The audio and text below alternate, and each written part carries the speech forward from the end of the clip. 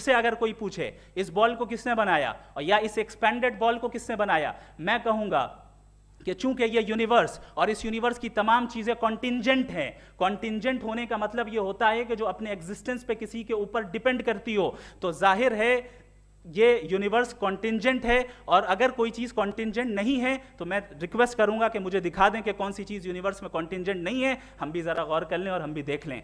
और जब कॉन्टिंजेंट चीजें मौजूद हैं तो फिलोसोफर्स की इस्तिलाह के मुताबिक, हम उस टर्मिनोलॉजी के मुताबिक हम उस जगह तक पहुंचते हैं और उस हस्ती तक पहुंचते हैं जिसे नेसेसरी बीइंग कहा जाता है, कि ये वो नेसेसरी बीइंग है जिसका मौजूद ना होना नामुमकिन हो। क्योंकि अगर ये मौजूद ना हो तो सारी चीजें एग्जिस्टेंस में आएंगी ही नहीं, और ये सारी कॉन्टिंजेंट चीजें उसी के ऊपर डिपेंड करती हैं।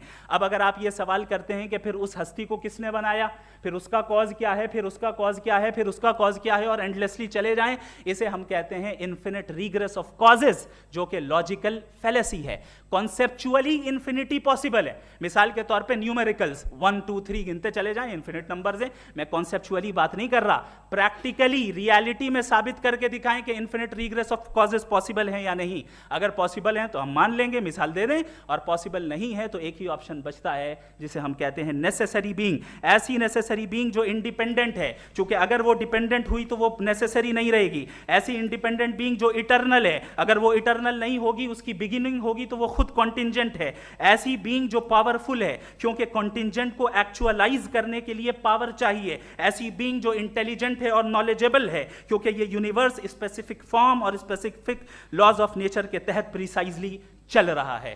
Thank you. थैंक यू मुफ्ती साहब। मैंने कंटिंजेंसी आर्ग्यूमेंट दिया, इसे तोड़ कर दिखाइए।